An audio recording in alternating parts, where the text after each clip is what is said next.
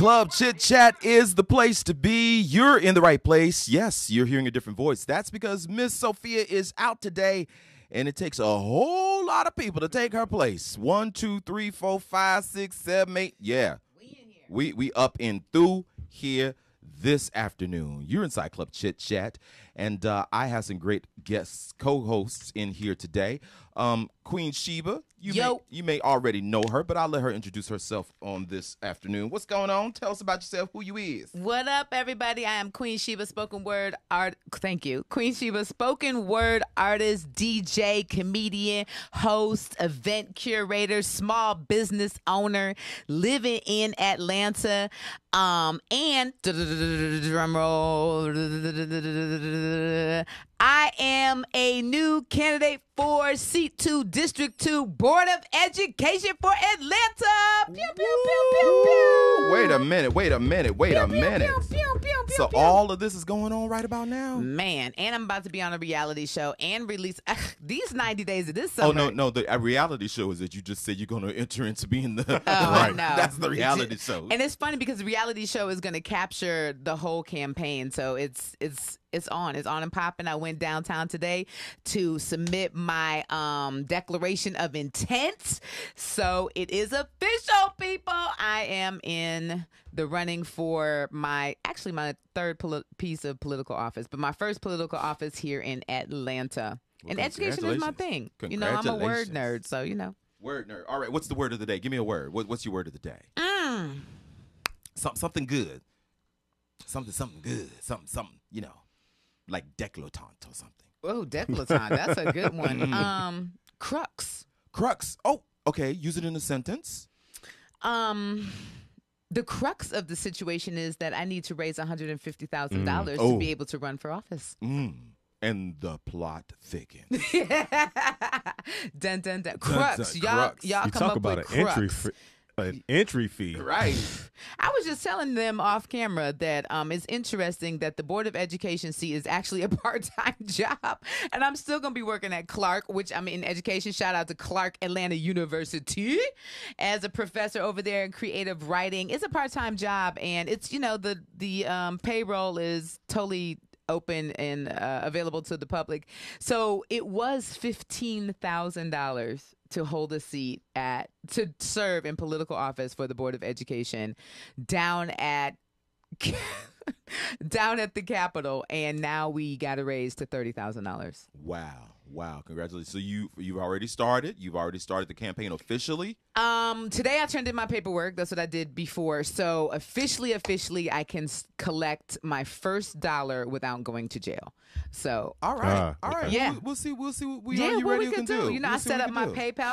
I started my business. I'm ready. All right. I'm ready. Sheba, Queen Sheba for Atlanta. All right. On everything. All right, so Commissioner Gordon, you are a regular here on the show, but for those that don't know, you know, go ahead and tell us about yourself, who you are, what you do. Well, I host a podcast. It's called The Commissioner's Conversation. It's on basic platform is on Audio Boom, but it can be heard wherever you listen to your podcast. So if you listen to Apple Podcast, I'm there. If you're on Spotify, I'm there. iHeart also. Also, I have started a YouTube interviews where I'm interviewing guests. So usually on my podcast, it's usually just me, and I'm just going off on whatever story that is of the day. On the YouTube special, though, I'm going to talk to and interview a bunch of different guests. So if it's like now, it's basketball, it's NBA playoffs. So I usually have someone, like the one I'm going to release now is I'm talking to a basketball official, a referee. Okay. So we're going to the enemy. Referee is synonymous with enemy. It depends if you're on the winning or the losing team. Well, every losing team says the refs was off today. Right. Every winning team be like, yo, that was cool with me. You know, it was good. Right, and so, and he talks about that perspective in terms of how they don't want to be a part of the game. Like everybody thinks that the referee has this agenda on what they want to do. And so we kind of get into a lot of that, like what the mentality of the referee. Now, let me ask you this, because and this is no slight against you, but everybody has a podcast. Right. What did I stress that enough? Yeah, do it again. Everybody has a podcast. When we look at Commissioner Gordon's Commissioner's Conversations, yes, what is it about your podcast that sticks out from, say, the next guy who's talking about sports? Well, 9 times out of 10, I'm talking about a lot of the stories that the major sports network kind of gloss over. Okay. And typically it's something that has to do with race. Typically it has something to do with religion. It has something to do with, they don't really want to touch a lot of those subjects. Mm-hmm. We sit and we talk about it and we get in depth in those conversations. Yeah, so you talk about like you boys at the house. Man, that right. He knew better, and you know what? I should kick it. Y'all, that's that conversation. That's that conversation. Okay, cool. All right, so I'm gonna start trying to listen because I am not a sports guy. I know basketball is men running up and down the court in shorts. I know football is men running up and down the field in tight pants. Hilarious. Right. I know the important parts. I mean, so I need to listen. We'll talk more about that. But a little bit later on, we got some more guests popping up in through here. Yes, we do. Mr. Tommy Bottoms is going to be in the house. He is an author and a playwright. He's got some stuff on the way that he's going to talk about. And Jay Catrice absolutely is also an author, a poetess as well. So we're going to have a little sports. We're going to have a little chit-chat. This is what it is, Club Chit-Chat. We're going to talk about a little bit of this, a little bit of that. You're going to be entertained, and it takes all of us to sit in Sophia's seat. So get ready. Get ready. Feel that big personality. Right, exactly. So keep it where you got it. Matter of fact, if you want to talk to us, you can give us a call at 678-839-9378. In the meantime, let's get going with some more music. Here's Filey with Gotta Go on Club Chit Chat on the Urban Sound of Pride. I wrote that. WERUradio. You're listening to Chocolate with Wide Open on Club Chit Chat on WERUradio, the Urban Sound of Pride. Good afternoon to you and especially you. So glad you're in the right place to get it in, baby, as you wind up your work day. As you get on the highway, or maybe, just chilling at the house. You're in the right place to get a little bit of this, a little bit of that. It's Club Chit Chat, but yes, this is not Miss Sophia. This is a person trying to fill in the shoes of Miss Sophia, along with a couple of others trying to do the same thing. Miss Queen Sheba is in the house. Good afternoon, Queen. I'm trying to munch on these Oreos because I did not have lunch. And Oreos are vegan, y'all. That's what y'all know. Right. They're vegan. I was trying to tell some people in there that were like, are any of those vegans? And I said Oreos, and they looked at me like, why is you lying like that? Yeah. Oreos are vegan. In 1997, they stopped using pig in their cream. Oh. Mm-hmm. Well, first of all, why are you using pig in cream? I thought it was cow. Hello. Oh. Right, Oreos. But anyway, they stopped it. So now it's just chemicals. Okay. And just in case you ever come to the WERUradio studios, we have a great snack basket. Man, this snack basket is up amazing. there. Right. We got a little brown liquor. Got some water. Mm-hmm. So you'll be a great guest. If you request it in advance, you get fruit. Yes, if you do. If you do, request. That's fresh. If you send your rider information. I didn't send it my rider, my bad. Well, off the air, we were having a really interesting conversation. And it all started with us talking about social media. And recently, Summer Walker was feeling a little bit of pressure about posting a picture of her newborn baby. The fans were saying, we want to see the baby. We want to see the baby. First of all, she should have took a picture. She should have took the idea from Beyonce. You don't see your baby until that baby about 17 years old. Right. Hello. Here's a picture of the baby. But under the pressure, she took a picture of the baby. And it was not the most flattering picture. Okay. But it was an honest, here's my baby picture. And fans went ham on Berated her. Oh, my God. Another word of the day, berate. Yeah. Well, they said she looked malnourished. The baby looked malnourished. The baby looked malnourished, y'all? Yeah, it did. She did. The baby. Okay. The baby. Well, but Summer Walker's not so big. I was getting ready to say. Yeah, she's not. She went to the point where I think she was only eating like fruit. Mm-hmm. And everybody was saying, even while she was pregnant, that she looked sick. And she basically gave her the same comments that she looked like she wasn't well. Mm-hmm. That's funny. Me and my friend are supposed to be on a fruit fast right now. We're going on vacation, so we're supposed to be doing fruit and water for the next 10 days. But that's only 10 days. Right. Yeah. So that's interesting. And so, we were talking about the pressure of social media because, of course, she slammed back, got upset. She said, I'm never going to take another picture of my baby ever again. Until they graduate college, girl. And that's what I say. But we were talking about how social media has been the dictator of our life. I like what you said off the air. It has been their Bible and their, not resource, what did you say? Their Bible and their affirmation. Yeah, There. it's the barometer by which they judge themselves. Yeah. Especially the younger kids, simply because they grew up in this era. But you know what? There's a lot of older people. There's a lot of older people who are in the industry. Right. You know, they're fashion icons, they're influencers, and so that social media.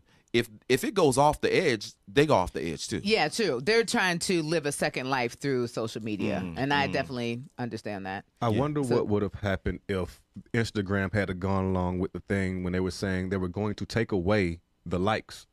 Stupid. Really? Yeah, they wanted to keep the picture because everybody's gotten consumed with everything. And they were saying because you want that picture, you want that like, and your self-esteem is ultimately tied to the likes. Oh, that's so funny because I definitely took down a post the other day that only got like 12 likes. See? I was like, this is not about to mess up my metrics. Right. Yeah, but that's horrible. But that's how we are. Yeah, See, yeah. and you continue what you're saying. But it doesn't take away from the picture. Like it doesn't take away from what whether How it was you felt originally about You might it. have loved the dress you were wearing. You might have Right. loved the place that you were, where you were, whether you were eating, whatever. But because only so many people followed, like they didn't like maybe that. it wasn't such a nice dress after all. Delete. Right. But if I'm you don't, never wearing this dress again. if you don't have that component though, that's telling you how many people liked it, then it's just another post. You know, it has gotten bad for me where I actually look up the insights. Really? Yeah. Me too. I even go to is the kind of your insights. job, I like- check my followers every day to see I see how many have unfollowed and followed. This is always interesting to me. Like, why would you unfollow me? Like Nicki Minaj said, follow me? Who don't follow me? Like, what's wrong with y'all? I'm interesting. And so, but it's things like that. It's like, oh, I lost 36 followers. And I never really wonder who. But it's just like, I wonder why they decided to follow me. You know, but you think about those things Right. like, oh, well, maybe it was the picture, or maybe it was the video, or maybe I didn't post enough content or whatever, because, you know, I'm at that age where I'm not super young. I'm not in my 20s, but I'm not older either. So social media is still influencing what's happening in my life, the shows that I get. And then, of course, promoters are like, well, you got, 14,000 followers, then let me put you on this show. And they try to turn that into dollars, and it doesn't really work that way. Right. Yeah. It doesn't always, because some of those followers could have been dormant from years ago. Or bought and There you go. inactive. Yeah. Bought and inactive. Yeah. Well, here's the None of my followers are bought, though. Hello. Just want to say that. one of the other things that we were talking about is, and you said this off the air. Somebody follows you or they make a comment and you go, "Oh, you only have 300 followers, child, please." Right? Yeah, it's like, and it's like, yeah, but you don't even matter. You're a non-factor. Yeah, but they might have been just starting. Yeah, And that's what I was- You had 300 followers at one time, but I did not start it. Social No, I'm media, just playing. but social media has made us have this elitist attitude. Yeah. I was watching. It was somebody on Mike Q, and I'm gonna call him out because I saw it was on his social media. He's from Legendary, and somebody said, "Hey, I would love to collab with you." And he responds on his timeline in the reply, "Man, you ain't got no followers. Move." And see, and that's the thing, because if you see that you only have 300 followers, that doesn't take away from their dopeness. That doesn't take away from the thing that they could have can been the bring. hidden gem that Right. put you both over. Yeah. I was like, yo, I would he didn't even never. Yeah, I mean, if you don't have time to listen to somebody, that's totally different than basing their whole level of artistic talent on how many followers they have. But that's also a DM comment. It's also a DM comment. Right. No. This was in. No. No, I'm saying we're saying that that if it you're going should to have make been. that comment, yeah. that's a DM Well, comment. especially That's that comment. Really, you shouldn't say it at all because Right. screenshot is a thing. yeah, that's true too. Screenshot is a real thing. You That shouldn't say is it at all. true. You could say anything. So this guy slid in my DM the other day, and his page was private, and he was like, so I couldn't see his picture, but he was in my DM, and I was like, well, send me a picture, and he was like, well, follow my page, and I was like, all right, touche, fair, right? Okay. So I went to go follow his page, and I was like, I was not attracted to him at all. And so I just politely was like, oh, thank you so much, but I'm unavailable. Because you just never know. curve. Right. The curve you after so- the follow. Yeah. Right. And then I unfollowed because you don't know who unfollows you, right? So then I immediately unfollowed. Oh, yeah. Wait, I know Twitter has this bot. Should I Yep. say that out loud? They have this bot that tells you who follows you and unfollows Yeah. you. Does Instagram have that? It does, but I don't have it. I don't want to know. My That's feelings too get deep. my feelings get hurt. Yes, yeah, my feelings get stopped way it. too hurt. I don't pay any attention, and because like when I started the Commissioner's Gordon's page, I just started posting like stories. I would do a lot of advertising and stuff like that, and I rarely look at like I think I only have probably like 700 or some followers my damn self, but I know people who will say, "Oh, well, you can get this and you can buy these followers," and I'm like, that. but you see it all the time in terms of like they might have 60,000 followers. But then the ratio, right? You look at the picture and it's like 20 likes. Yeah, and you're yeah, like, yeah, no. There's no way in hell. Right. And that's one reason I would never buy followers. I'm never gonna buy a check mark. Like if I get it, I get it. If I don't, I don't. Like that's just me. And really, social media is about posting what's fun and showing your confidence and what you like doing. And you'll get organic followers like that anyway. People will share your posts and your pictures and your videos if you're just being yourself. Yeah, I was excited when WERUradio's Instagram went above 2,000 followers. I was like, yes, yes. And and then I look at 34,000. Okay, never mind. No, you get. But what means more to me is when someone who notices something that I'm doing acknowledges what I'm doing, as opposed to So I guess it would be quality instead of the quantity. Yes. So it is someone that I kind of respect, or I pretty much I hold in high regard, and they say, "Oh, I saw that too," and we get into a conversation, and then we go from there. And so I look at it that way. I don't really look at it as I need 1 million people to follow. But I mean, I get it. Like eventually I would like to have 1 million people to follow because I think I do those stuff. So right. like yes. Right. But I have to make a conscious effort to not let it And then it's consume also me. a way to underground market and promote. So I think, too, as a curator of events, the numbers mean a little bit to me, too, because it's like, okay, if I have these followers from all over the place, granted, most of them are Atlanta. Like I said, I go into my metrics and see what cities have the most. And then I'm like, oh, well, then I could go to this city and then put on a show. Right. So that it does, equate to how I move about a little bit. So there is some real factors in there for just. Well, speaking of which, I have a brand new Instagram page, Queen Sheba for Atlanta. So please go. And actually, instead of saying follow, I say now, what did I say on here? Please support. Support. Because I don't know if I want followers. You know what I mean? I want people to support what I'm doing. But that's another word, like how we were talking about off the air, where it says social media and drug dealers. People refer to them as users. Like follow. Yeah. That's a crazy word. Like you're following me. Yeah. I'm not really following you. I'm kind of just watching. Yeah, right, exactly. Observe me. Come observe me. My life. Right. While you're not doing anything. But support is such a so much better word, because if you have an event going on, I can like and share. So it's support. It doesn't cost. I'm not going in my pocket. I mean, you would like for people to go in the pocket because you want to raise your money. Right. But if someone has music, or someone is starting a fashion line, you can like and share the picture because of the algorithm that once you like stuff, it goes out to some of your followers, some of your supporters. Right. And that way, but I think support is so much better of a word than the follow, because then it's like worship me. But here's the thing, and we're gonna go back to take our break.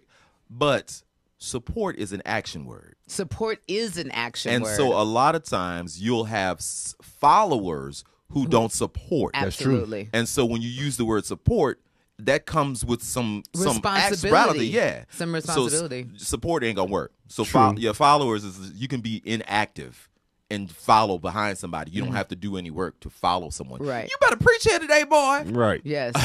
But yeah, so we'll figure it out. Well, my algorithm on my personal page is full of pit bulls and and puppies and Great Danes. I don't know. I follow them on Instagram because they're so cute. And at night, I just scroll through Tony Baker and the guy who does a voiceover for the animals, and then a whole bunch of pit bull pages. But you know what? That's a great way to get followers. I'm just saying, if you want to pimp the algorithm, put some cute puppies and cats. And that's a great way to pimp. Just saying. Just saying.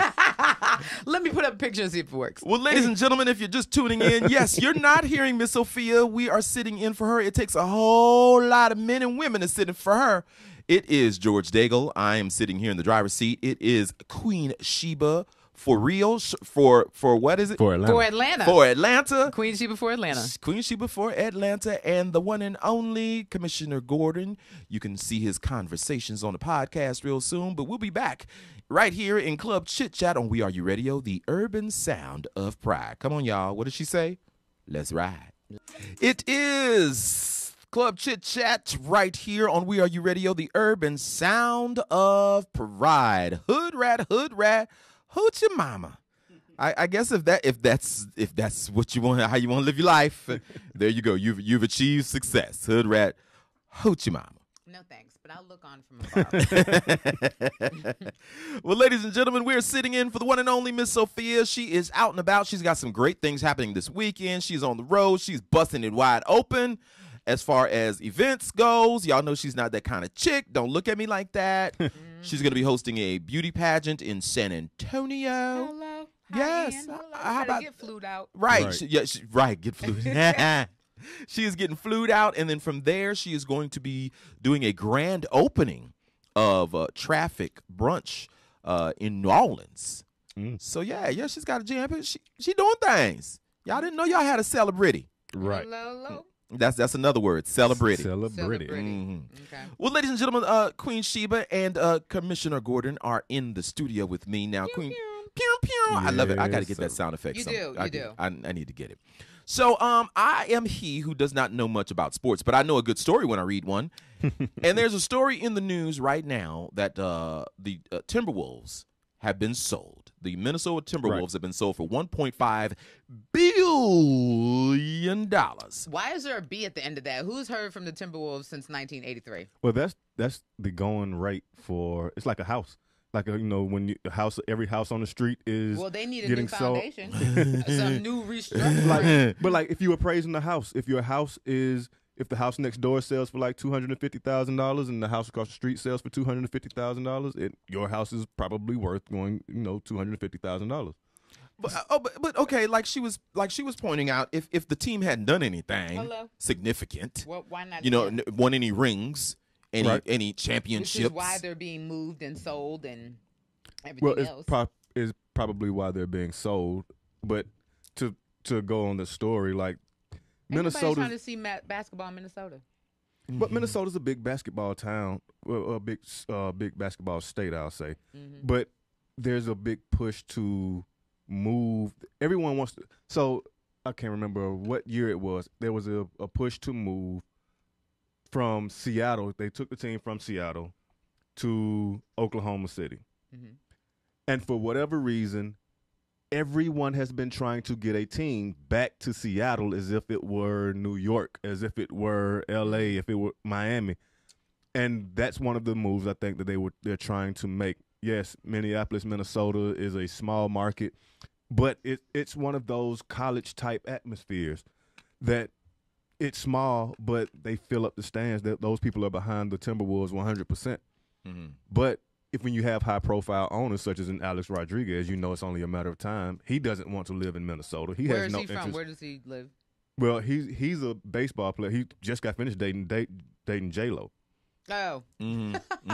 Like recently, right now. She left him to go back to Ben Affleck. Right now? Last month. Yeah. Back to Ben Affleck. Yes. Yep. Affleck. Yeah. Yeah. So he was playing for the Yankees. He played for the Texas Rangers. He's had contracts over $500 million in terms of just baseball. Just not baseball. even talking about his endorsements Not or his anything. endorsements. He's ventured out into television and done other things like that. I think he's hosting the show now. What is J-Lo doing going back? We don't go back, J-Lo. We don't miss nobody. You ain't hear, what's his name? Moneybag Yo? I ain't going back. Yeah, we don't miss nobody. So, but yeah, like he's a Hollywood celebrity. So there's nothing about him that says Minnesota. Right. So not gonna be in now Right. the fear is that where would he move him to? Yeah, where is he going to move him to? You couldn't move him to L.A. because there's already 15 basketball teams there. So it would be hard. Like I said, the only place you would go is Seattle, and that's just trying to get West Coast. But that's not a major market either. Like there's no real major market that is underserved in terms of basketball. There's 2 New York teams. You got Brooklyn and the Knicks. So there's no real market there. No shade. What about the Bay? No shade. We need a winning team here in Atlanta. But what are you going to do with that team? Right. If you're removing a whole franchise. Send them to Minnesota. Well, Minnesota. You are not about to have the Atlanta Timberwolves here. We don't have any Timberwolves. That would be taking a step backwards because the Atlanta Hawks are in the playoffs playing the New York Knicks. Right now? Yes. Okay. They lost. I'm not in the bubble. They lost last, and this is the crazy thing. So Sunday night, the Atlanta Hawks won by 2 points. I knew that. And they villainized Trae Young, who's the Atlanta Hawks point guard. They were screaming. Like I said, Madison Square Garden finally opened up to 15,000 people. I think it was only like 2,500 before that all season.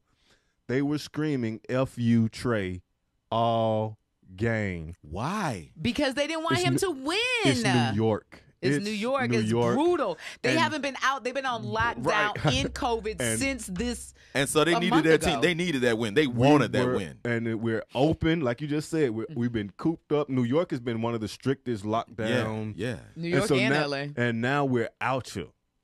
And it's F.U. Trae. The whole crowd is F.U. Trae. Sunday he hits the game with it. He just turns and he shushes the crowd. And he goes on to, they ask, I think Shaq and Kenny, they asked him about it on the post-game show. He basically said they've been saying F you all game. Wow. I wanted them to keep saying F you after I hit the game winner. So they wound up, game 2 was last night. They lose game 2 by 9 points. Here. But it's still in New York. Okay. So they played the first 2 in New York. I'm sorry. So they're out of this bubble in Miami. They're not playing in the bubble anymore? No. Oh, we're back in. I told you they busted wide open, they busted wide open. Yes. Who got tickets? Who got tickets? So they'll be here Friday. But when they got who got tickets tomorrow? Yeah. Oh, I'm going. When they got to New York, when they got back to New York for last night's game, there were pieces of paper on everyone's seat of what to chant at Trae Young, and they started chanting, "Trae is balding." Wow. He's like petty. 22. Yeah. He's like 22 years old. Petty LaBelle. He's like a 22, 23-year-old kid. And if you look up, yes, he's got the curly hair and it's thinning. But to say Trae is balding is weak. But that's premeditated slander. It is. But that's a federal offense. Well, who put the paper out? Ooh, I'm sure cameras. they have promotions and people like that'll go out, and the PR people that control everything with you, like the same people who put out the little sticks that make all the little noise and put up the pictures and stuff. But Trae is balding is not fair. That's not under the Fair Sportsmanship Act. I was gonna say, and that has nothing to do with the game. Nothing to do with the game. Once again, as I just talked, we talked about this off air. There was a gentleman who literally, you could see him on television, pull his mask down in the second row and spit at Trae Young while he's taking the ball out. Wow. They've identified it. They've so zeroed in. So did 50 Cent even react? 50 Cent was sitting in front of him. 50 Cent didn't know. Oh, okay. He was basically right over the young lady that 50 Cent was either sitting beside, not to say he was with her because I don't know, but he was sitting beside her. Right. And she had a little, like, how like something might drop on you, but you have no idea what it is. Somebody might have spilled their drink. You don't know. Right. So she had like a little flinch, and that was about it. But he didn't know because I guess it didn't reach him. Mm-hmm. But now once he sees it in the playback, it's about to go down. Maybe. I mean, 50 Cent might not do anything, Yeah. But they've identified the gentleman, and they've banned him from Madison Square Garden. Just banned him? How are they going to know that if he comes back? That's the good question, because if you and I are going to the game and I'm banned, I can just say, hey, can you order the tickets? Yes. Can you use your card? Because there's not going to be... There's no security guard with a camera up to your face looking at everybody like, oh, you're on the ban list. Nobody's doing that. Oh, but don't they have facial recognition in these places? In some areas. Yeah, I mean, it's not that hard. At every point of entry, they could easily have his face right there on that stand. Just like when you're coming into the country, you know what I mean? Mm-hmm. There's so many points of entry. There's his face. Oh, you can't come in. Oh, you can't come in here. Yeah, you're not. that would be hard. But what I'm concerned about is that they're not charging him with assault. That's the next thing. I don't know who would make that charge. would Trey Young have to make that charge? Would the city of New York have to go ahead and say? No, okay. Trey Young would say I was assaulted by, And and that's then the it would thing. have the videotape. No, just like the organization can make a call if there is on someone that's in the game. Say true. yeah, Attack. yeah. On Or behalf of our player, Right. we're putting up a assault charge against this person that was in here because they assaulted our player. You know, you have lawyers that speak on their behalf all the time. Yeah, I was gonna say I don't even think like if for some reason you were assaulted, if there's a witness, I don't think you have to make the charge. Yeah, somebody else can make the charge for you. Yeah, so or on behalf of you. Yeah, if you start doing that, you'll start seeing all of that. Because like the last time when the man and the husband and wife duo, I forgot who the player was, when they was throwing all the things slander at the player. Help me, boy, don't make me sound crazy. LeBron James. Yeah, it was LeBron. It was here. It was LeBron James. Why did not know his name? Sorry. You don't know the king? Well, but it goes back to I think it was 2004, and now we talked about Russell Westbrook. The dude threw all the popcorn on Russell Westbrook as he's hurt and limping back. It goes back to 2004 where they had the Malice in the Palace. In Detroit, there was a foul called. Ron Artest, now known as Metal World Peace, he's sitting, laying down on like the scores table. Someone, and the story comes out later that they made the bet, a $50 bet that I bet you can't hit him with your beer. They launched the beer, and I bet he couldn't have done it again if he had to. But launched the beer and hit him square in the chest as he's just laying back, waiting for the referees to make the decision: is it a foul or not? Wow. He looks up, and this is his words. He looks up and he says he realized who it was because you did something crazy. Like, yeah. So the guy's got his hand in the air. He hops off the scores table. He goes up there and he goes to swinging. Not only does he go to swinging, his teammates run up. And now you have this big brawl, and the NBA, that was a black eye on the NBA forever, but they haven't done anything to stop it. Like they haven't. There's nothing to say. Oh, you're just banned from the arena. That doesn't stop you. See, they need to put up those plastic things like they got in hockey. Well, not only that. They don't. If you can call poor sportsmanship on the player, the fans can also have poor sportsmanship. Why can't they should put that in the disclosure of the ticket? Yeah, they do, but but there's no penalty, right? Unless they are threatening you with jail time.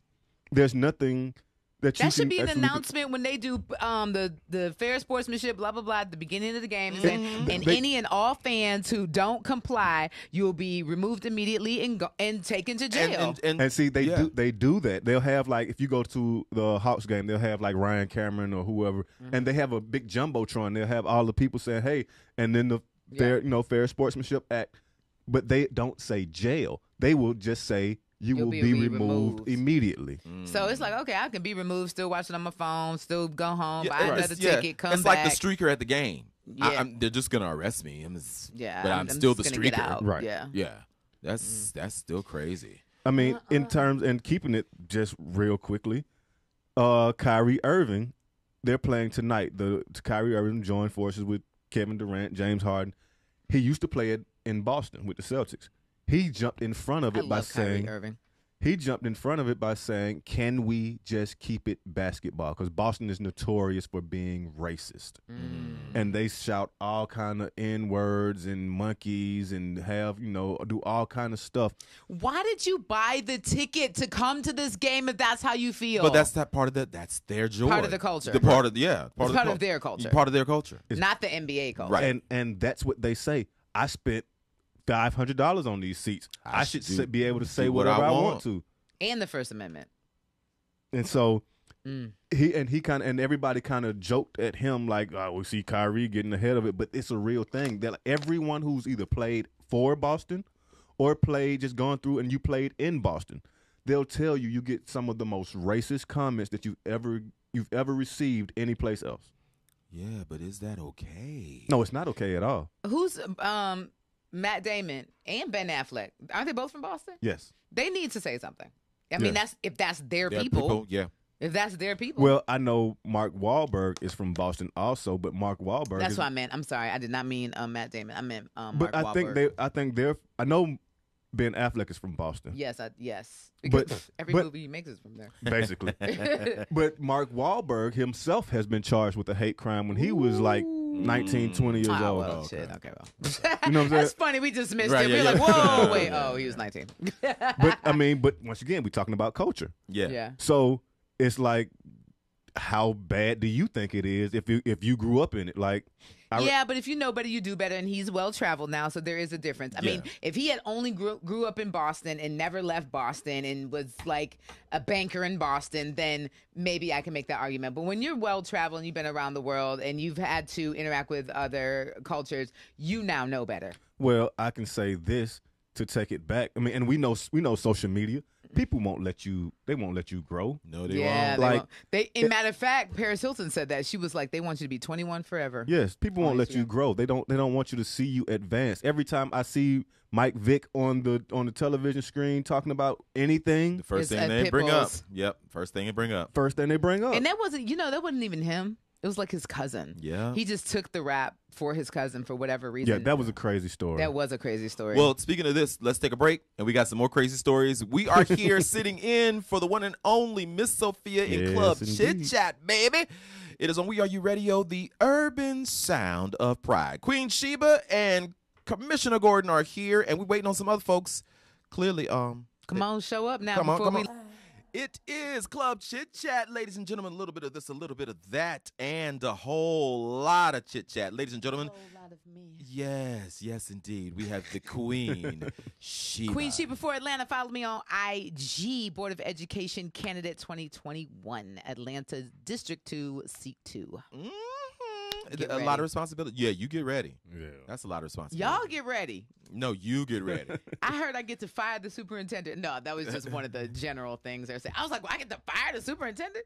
I was like, I got to find out who the superintendent is and if he's worthy. Wow. I'm sitting there. Wow. Yeah. Yeah. I don't envy you. I do not envy you. Do not Yeah, that's envy gonna you. be a task. That's gonna be a task. Yeah. Yeah. All I see is pull the chains off the doors. That's what I see. That's what I see.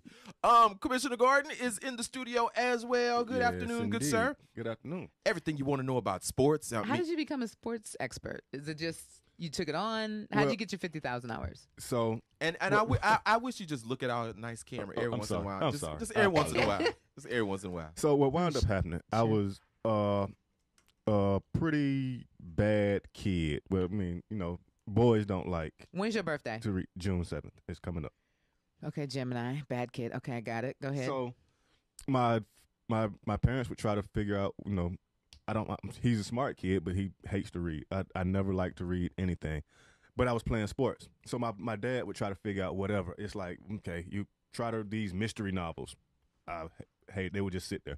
Try detective, whatever, all this stuff. And I never read it. And so as I started to get like 12, 13 years old, and I'm starting to play more and more sports, he just handed me a newspaper one day because one of my friends that I was playing with was like a high school All-American. And so I'm reading the newspaper, watching, and I'm like, that's my guy. So he just the next day he'd bring me a newspaper. So now I'm relating to the players Oh, good. that I'm seeing. Because I'm growing up with a lot of these guys, and now I'm reading papers, and that's becoming like my thing. Mm-hmm. So Have you read The Mindful Athlete by George Mumford? I have not. Oh, you got to read that. It's so good. Every person that plays any sport in the world needs to read that. Even recreational, even weekend warriors, even adult athletes. Everybody needs to read it. It's on audiobook too, but read the book. Yeah, I'll definitely check it out. But that became it. So I grew up. I started knowing all of like the stats and stuff like that, and it only blew my mind once I got into like radio that people that were actually working didn't know half the shit that I knew. And I'm feeding them lines, and I'm like, but you've been doing this for like 20 years.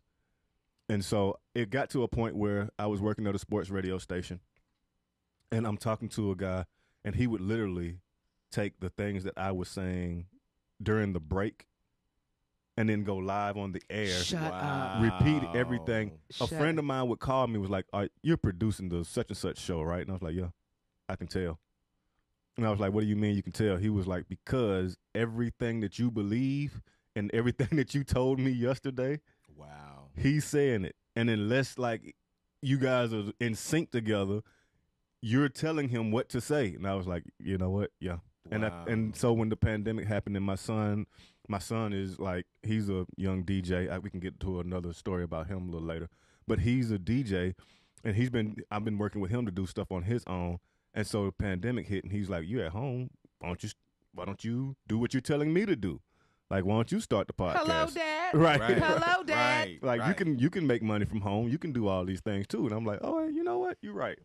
So now, do you find that because you were engulfed in all of this, that's another word, engulfed in all of this, information about sports, reading the papers, knowing about the sports, knowing the little facts, and being in a position where you were producing a show, did you find your knowledge a little bit intimidating to those who were called the experts? Sometimes. Proclivities. Proclivities. Right. Yeah.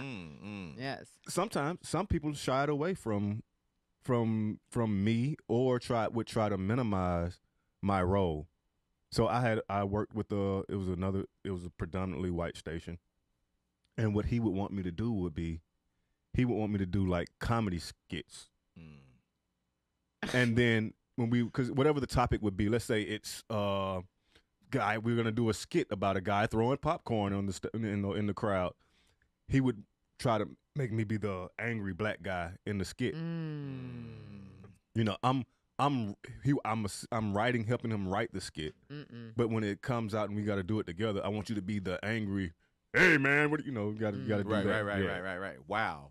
So I don't think that's okay. Well, yeah.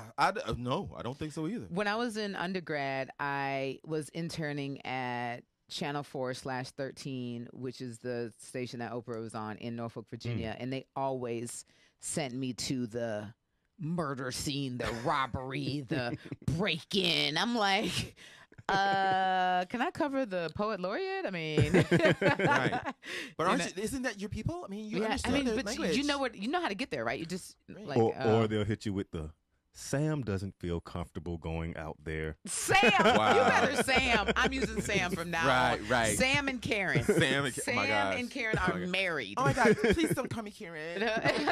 It's triggering. I love that. I don't know who started the Karen versus the Becky. I guess the Becky is supposed to be the white girlfriend. Yes, the white thought. The white thought, right? And then Karen is the corporate. I love it. Right. Oh my God, the so we white got thought. Karen, Becky, and Sam. Yes. That sounds like one of those books you read when you were a little kid. Yes. Here is Karen, and Becky is and friends Sam. with Karen, and Becky and Karen are friends with Sam. Yeah, okay. So we were talking about reality shows off the air, and so I'm going to be in an LGBT reality show. Oh, okay. Wow. Yes, it's called Women in the Life, and there's a billboard up for it in Buckhead already. Oh, wait. I know somebody who else is well, I don't want to say. I don't know who was in it at all. Oh, well, I'm not going to tell you then. Yeah, well, I haven't signed any ink. Let's say that. So hopefully, probably, maybe. Let's use those words. Okay. Hopefully, probably, maybe. Okay. I will be in this. I've had 2 interviews. They called me back right away. I've been helping them find people. And I'm like, hold on. I need a contract, something. I'm like, you ain't gonna use me to help you find people, and then I get kicked off the first season, I was getting ready to say, sir. Is that a production check also? I'm an associate producer on there. I said, hello. So anyway. I haven't heard from them. But hopefully, probably, maybe. So I'm going to be in this reality show. And it's so funny. I was telling you about my rich brother. My brother does real estate for everybody, for people like me, you, but his is the crux of his we don't want to call them members. Clientele are millionaires. And so...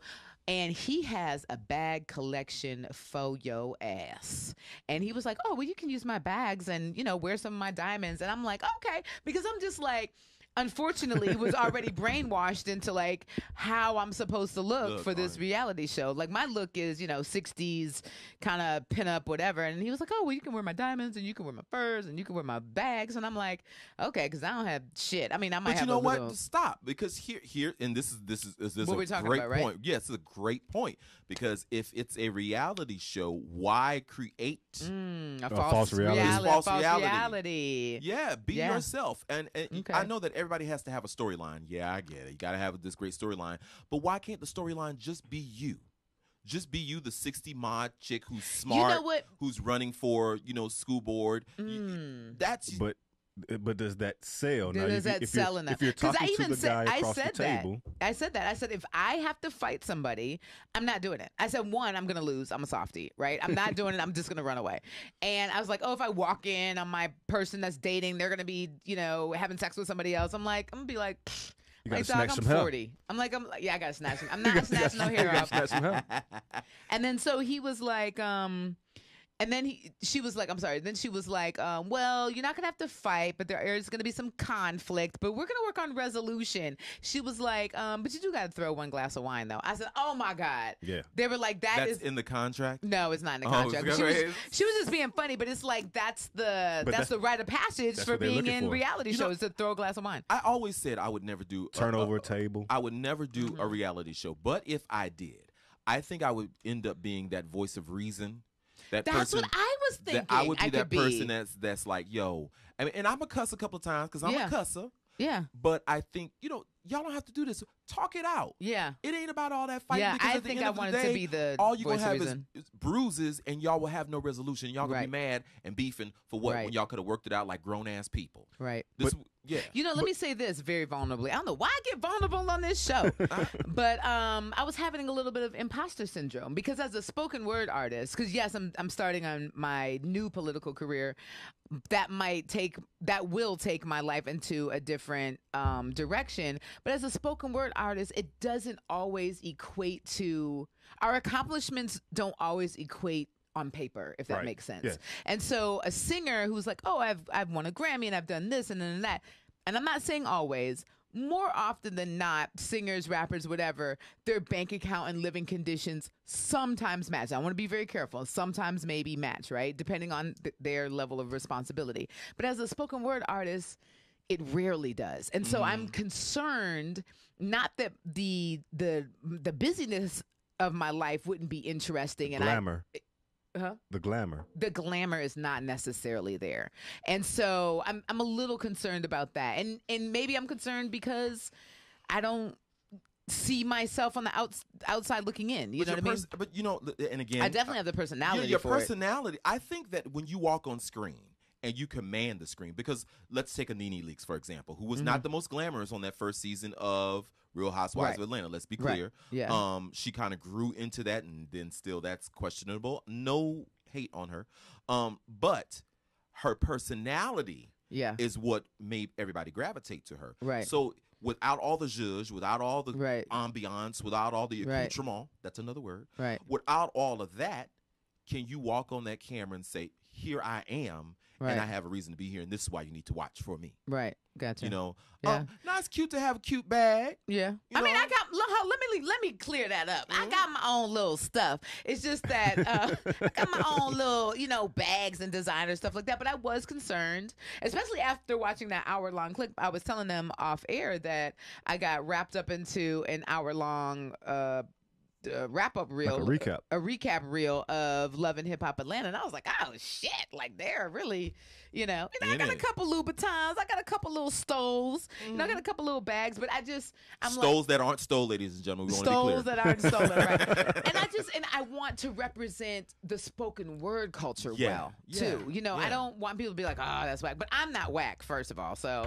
there's that, and I do have a lot going on. So I mean, I knew it when I sent in the tape that I was a good personality for it. And then I think I did just get, taken aback a little bit when I saw the recap reel. And I was like, of Love and Hip Hop. And I was just like, okay. You don't know if it be that chick. Well, we're gonna take a break because we got to pay these bills. But we're gonna come back. Matter of fact, we'll take a break earlier in the next hour. Because I want to talk about that reality, especially in Atlanta. It's a huge. What is your reality? It's a huge enterprise. Yes. And let's talk about reality. And is your reality enough? Right. And what is reality? And are you enough? Yes. Do you think you're enough? Well, ladies and gentlemen, this is Club Chit Chat. Sophia, I don't know where you are if you're listening. I hope we're doing you justice. We got a little bit of this, a little bit of that, and a whole lot of chit chat and more of it right here on WERUradio, the urban sound of pride. It is Club Chit Chat on WERUradio, the urban sound of pride. Brand new music from Busta Rhymes and Mariah Carey, Where I Belong. It sounds like they just picked up right where they left off. What? I was going to say brand new. Yes, brand new. Exactly. It sounds like the other like song. 1998. Yeah, no, it's brand new. Brand new stuff. They are back together again. And speaking of being back together again, we are here in the studio with the one and only Queen Sheba. Queen Sheba for Atlanta, District 2, Seat 2 for the Board of Education. Please follow my Instagram page, Queen Sheba for Atlanta. And you can make your donations. Make your donations. And Commissioner Gordon Commissioner Gordon is in the house. We're having some interesting conversations. So let's get it crunk. We're talking about relationships. And myself and Gordon are married. He's married to a woman. He's straight, ladies and gentlemen, just in case y'all How looking. did you get your name, Commissioner Gordon? Well, I'm named after my grandfather. My name is Gordon Robinson. And the commissioner part? And the commissioner part just kind of fell into place where with sports. Okay. And the Commissioner Gordon. Commission. Right. And then the Commissioner Gordon is the character in Batman. That's what I thought. I was like, boy, that name sounds familiar. Right. He's the character in Batman, but I just turned it and made it work for me. For basketball. Yeah, but I tell you, it's horrible for Google. Because when right. Well, and that's the thing. And so I the came Batman up with guy comes up all the time? my Instagram is like at @the.commissioner.gordon. I tried all of the combinations, and it all came up like cartoon memes. Could have just done ATL, but it came up like all kind of Batman memes, all kind of people who just cosplay, want to dress up like Batman. I was like, my goodness. Yeah. So whenever because I was I like to Google for images. Sometimes just like to get a different image. I'm like, this algorithm messing him up. It's messing him up. But we were talking off the air about relationships, past relationships, things we've done, things we've accepted, things we saw, things we shouldn't have said or done or allowed. And we have some unique experiences. Now, like I was saying before, I am married, and Gordon is married. And I'm recently out of a 7-year partnership with a woman, and I'm a Leo, so I have really long relationships. I'm super loyal, but within that, I was don't like to use the word victim at all. I was experiencing narcissist abuse, and I didn't know it until like the end. It was like, but it was interesting when I began learning about narcissist abuse. I was like, oh my God, this is what happened. Oh my God, this is what happened. Oh my God, this is what happened.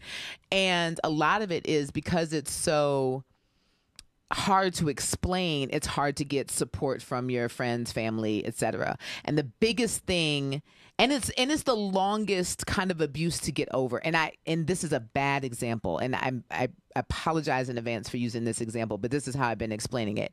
If you're in what you think is a healthy relationship, and say you just start dating, me and Commissioner Gordon just start dating, right? And I'll use me instead of you, and say I hit him, right?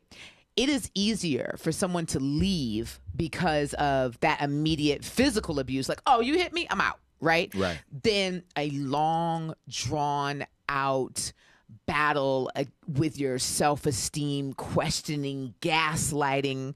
This didn't happen. I didn't say that. It gets to the point where you I started having to record every time we were in a room together, because I'd be like, I know I said such and such. And not because of physical abuse. This is not a physical abuse situation. This is just like conversations and twisting things around and making, I didn't say that. I didn't say that. And or you heard that wrong. Or you heard that wrong, or it's about you, or I'm not cheating. And then I realized that I had been experiencing infidelity for 3 years. 3 years, and just all the mind-blowing things. And then how she expected me to be over it so quick and get back to work with her even though we're broken up. What? Well, no.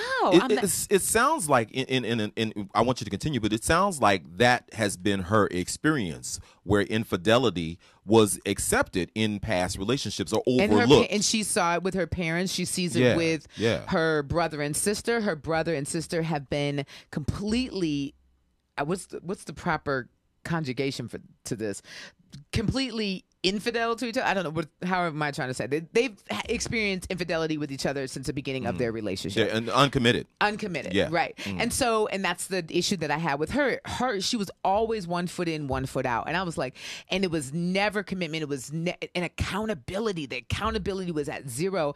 And one of the signs for those of you who are listening and think you might be experiencing narcissistic abusive, if you are in the part of your relationship where you are saying to yourself, I wish we could go back to, you are in a narcissistic abusive relationship, because a healthy relationship continues those healthy patterns of let's date, let's go out, let's communicate. You cannot have a conversation with a narcissist. They are only trying to be right. They don't care about what you feel. Narcissists interrupt you all the time.